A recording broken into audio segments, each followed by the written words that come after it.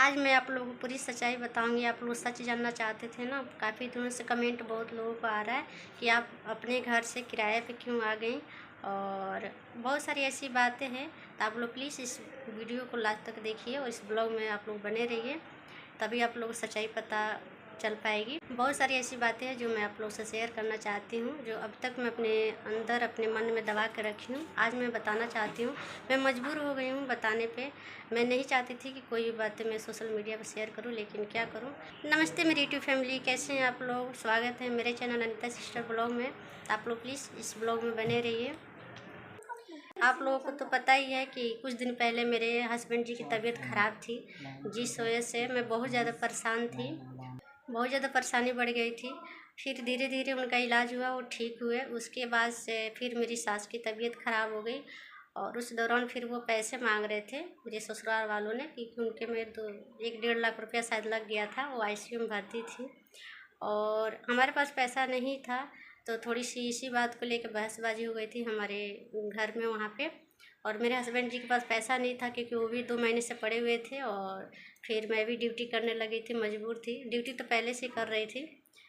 उसके बाद से फिर उन्होंने बोला कि हमारे पास पैसा नहीं है, खेत है, खेत बेच के पैसा ले लो, या धीरे धीरे करके बाद में दे देंगे।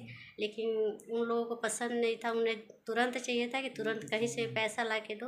तो एक बात बताइए, एकदम से कोई पैसा कहाँ से दे देगा। जो बंदा कमाने वाला है वो खुद ही बीमार है।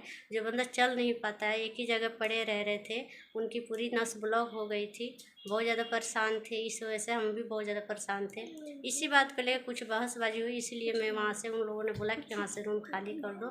फिर मैं वहाँ से आ गई किराए पे। जैसे मैं किराए पे आई तो मेरा लड़का जो बड़ा वाला, आपको पता ही है, वो भी बीमार था। उसको भी टाइफाइड हो गया था, ब्लड में इन्फेक्शन हो गया था, बहुत ज़्यादा ऐसी परेशानी थी।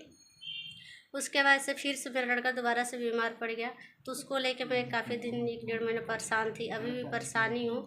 और उसका 1 हफ्ता तक ग्लूकोज चढ़ा है। डॉक्टर बोला था 1 हफ्ता ग्लूकोज चढ़ेगा। जो शरीर के अंदर कोई सेल होता है, उसमें कुछ कमी आई थी। 2-2 बार उसका ब्लड जाँच हुआ था। फिर से मेरा छोटा वाला लड़का भी बीमार पड़ गया था। तो आप लोग की दुआ और आशीर्वाद से अभी तो फ़िलहाल ठीक है। और ये सब बातें हैं, इसी वजह से मैं किराए पे आके रह रही हूँ। बहुत लोग कमेंट कर रहे थे कि भाभी आप अपना घर से रूम बदल दी हो, कहाँ पे आ गई हो, वो पहले वाला घर नहीं दिख रहा है। और मेरे लड़के को लेके बहुत सारे कमेंट ऐसे आया कि आपका लड़का कैसा है, ठीक है कि नहीं है। तो आप लोग की दुआ आशीर्वाद से मेरा लड़का भी फ़िलहाल ठीक है।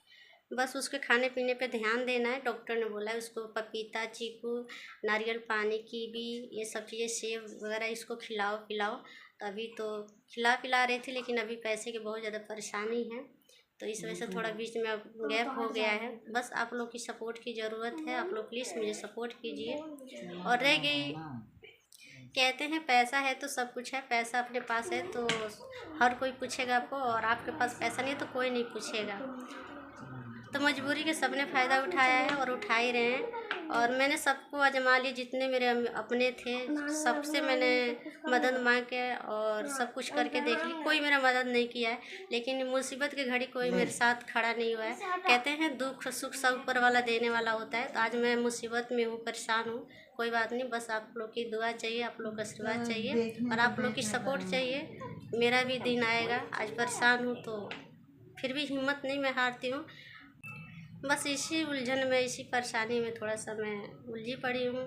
और रह गई, लाइव भी कंटिन्यू आती थी, लाइव भी नहीं आ पाती, क्योंकि 9 बजे सुबह फिर मैं ड्यूटी जाती हूँ। ड्यूटी से 8 से 7:30 बजे आती हूँ। फिर घर का काम हो जाता है, टाइम भी नहीं मिल पाता है। और पैसे की परेशानी की वजह से थोड़ा फ़ोन में डाटा भी ज़्यादा का रिचार्ज नहीं करवाई हूँ, इसलिए नेट भी नहीं रहता है। तो लाइव चलाने के लिए आप लोग को पता ही है, डाटा की ज़रूरत पड़ती है ज़्यादा।